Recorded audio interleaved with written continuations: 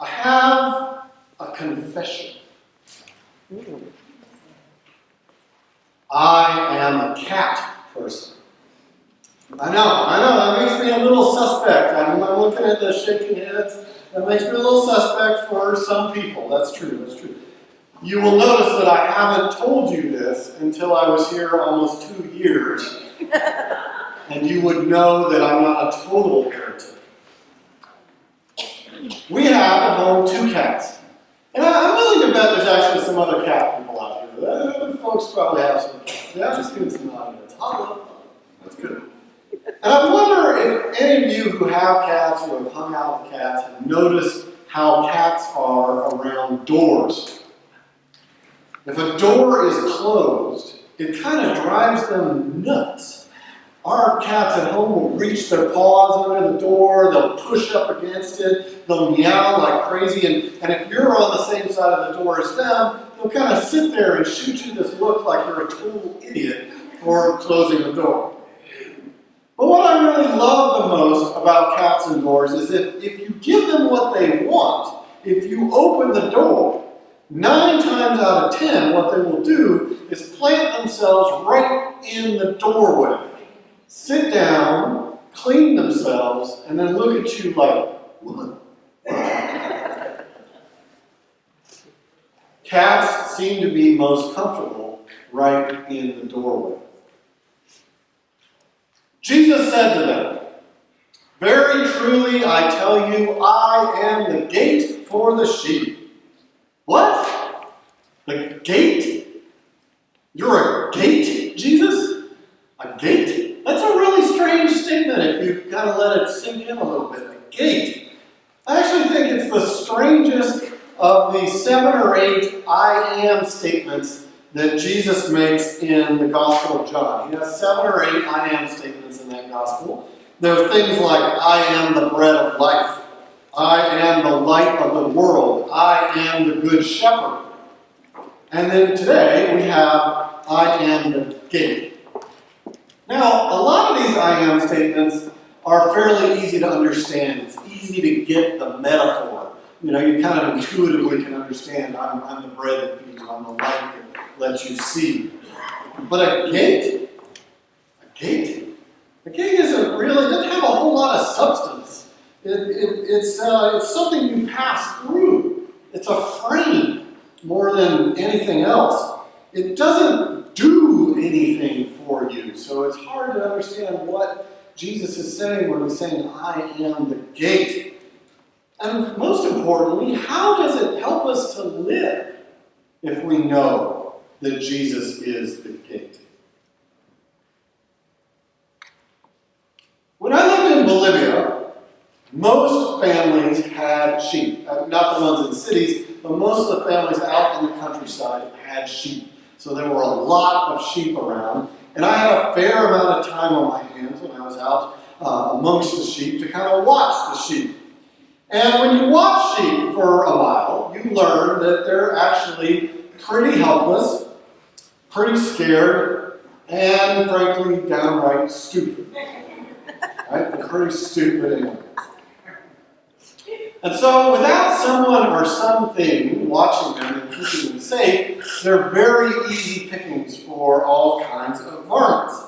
And so, just about every family I knew out there had a sheepfold. They had a sheep pen. So usually these were made of piled up rocks, maybe a wall about this high or so, and that's where you brought the sheep in every night. So you didn't have to worry about them overnight. And each one of these pens or folds had one single gate, just like the story we hear in the gospel today.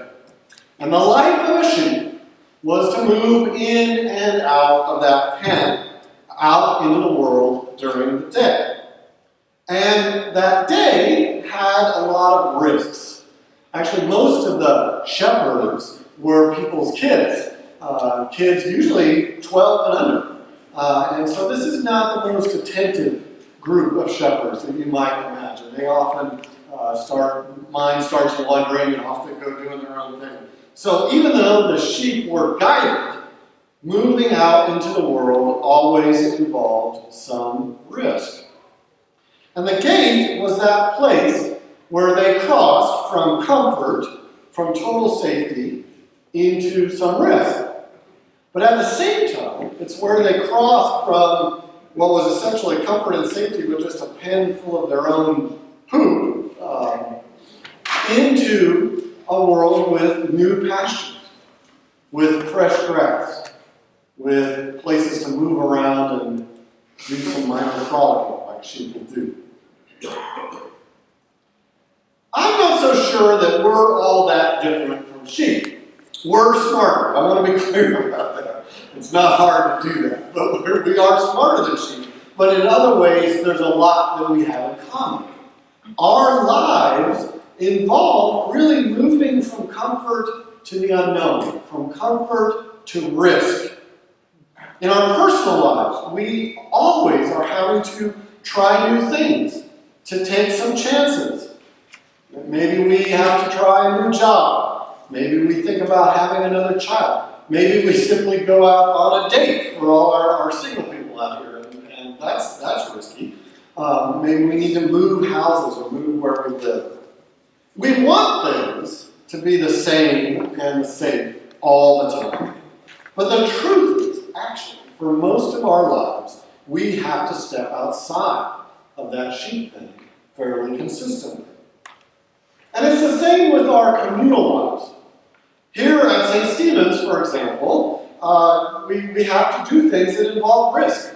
Our solar panels, which are generating away, and you can see it on the monitor out there, doing that, taking that on, involved a little bit of risk.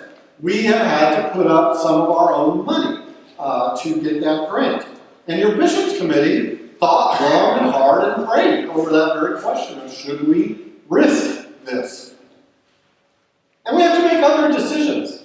Should we fix this or should we fix that? Should we try this new ministry or try that new ministry? Should we do this old ministry in a new way? And if we do that, maybe it'll have advantages, but also maybe some of the people who liked it the old way will come. And we're constantly asking those types of questions. We want church to be like a sheep pen. But here, actually, I would say we have to move out of that pen quite often. In fact, I would say it's our job to move out of that pen. Because we are actually fed outside the pen. Because actually we grow outside the pen. Because when we go outside the pen, the world grows. What I think many of us tend to want out of Jesus is a kind of combination guide and highly trained mercenary killer bodyguard. All right, I know it's a little confusing, so let me explain.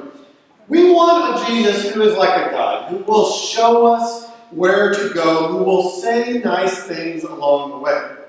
But we also tend to want Jesus who will quietly and efficiently take out any danger, any wolf that is coming after us, and just sort of mercenary killer bodyguard and take out all the dangers. That's what we tend to want.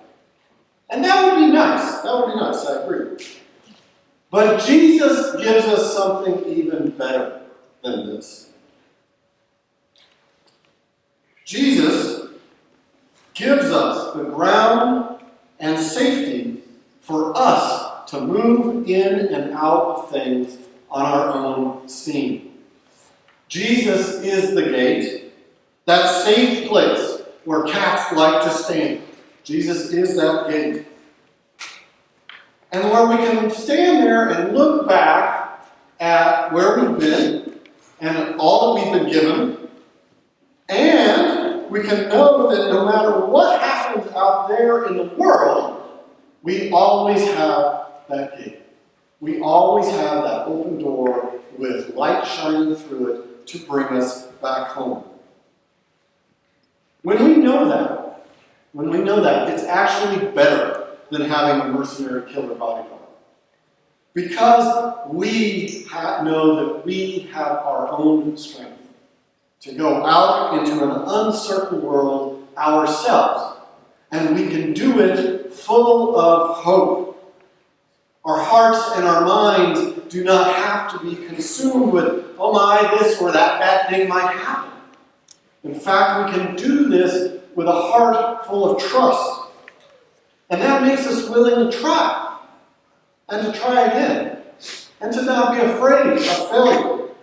It makes us willing to participate with a God who is always trying to bring us home to a life abundant, a life God intends for all of us and all of creation. Be willing to pass through the gate. Stand in it like a cat if you want to for a little while. Look behind you at the corral, at the sheep pen, and look at your life and look where you've been and see and know that God has always cared for you. God has always kept you safe, has always been there for you.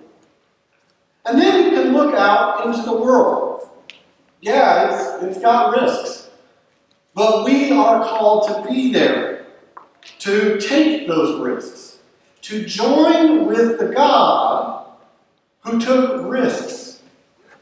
Join with the God and the risk God took when God came into our world. Jesus is the gate.